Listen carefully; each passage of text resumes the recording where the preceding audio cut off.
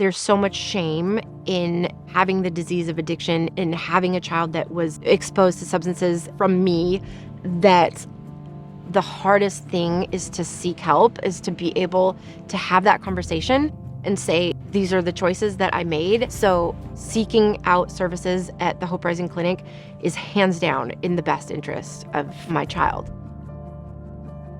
I was actively using, my drugs of choice are meth and heroin, and I was on the run. And then finally, when I was picked up, that's when they told me that I was pregnant. And at the time, they told me that methadone was the safest option, so I didn't lose the baby. And so they put me on a pretty significant dose of methadone, and then that continued through the rest of my sentence. So then when I got out of prison, I was 8.5 months pregnant. Preston was in the NICU for a week before he was released to me. So that was pretty terrifying. I just knew in my heart that I had to seek services for Preston as soon as possible.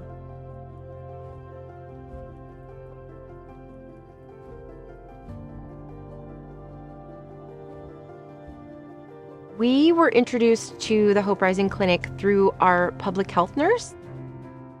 Once we started at the Hope Rising Clinic, it was like, aha, like this is what it is. Like now it's making sense and we have the understanding, we have the knowledge. So it's like, that's just so empowering to have that.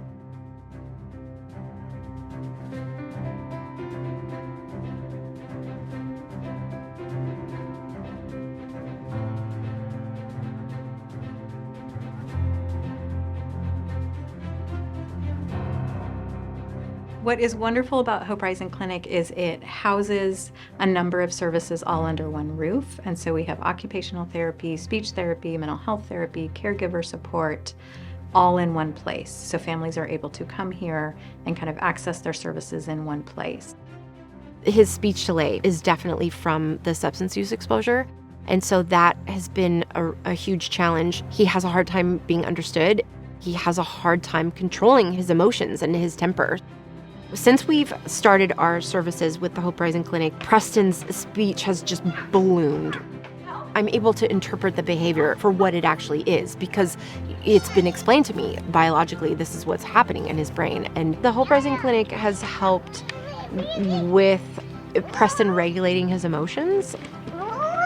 They have given him an understanding of how to identify and then kind of allow his feelings, because Preston in the past was very aggressive, like physically aggressive towards, everyone else. And I feel like every time we leave, like we've gained something. He is just being enriched by being there, and he looks forward to going there. I mean, oh my gosh, he runs into the clinic. He is very excited and really enjoys going there. We are seeing success, like we are seeing progress. Wonderland and our partners advocated for decades to establish sustainable funding for early support services for infants and toddlers. And it took about 40 years of advocacy to build a sustainable funding model for early support.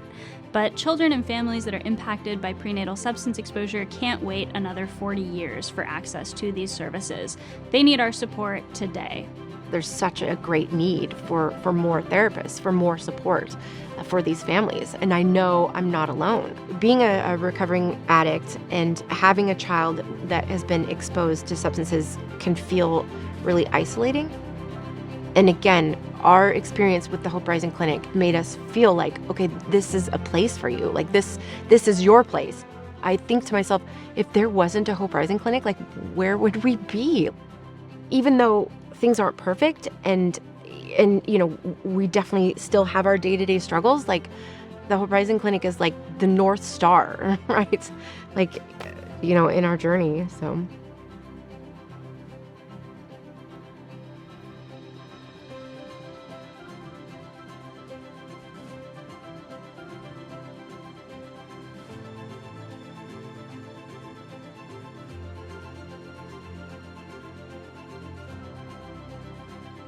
Donating to Wonderland and the Hope Rising Clinic will help families that need more support. As the the epidemic of addiction continues to grow, there are going to be so many more kids that are born exposed to substances. And so the need for this, the need for these services is so important, because these are the kids that are going to be in our public schools. This is the next generation.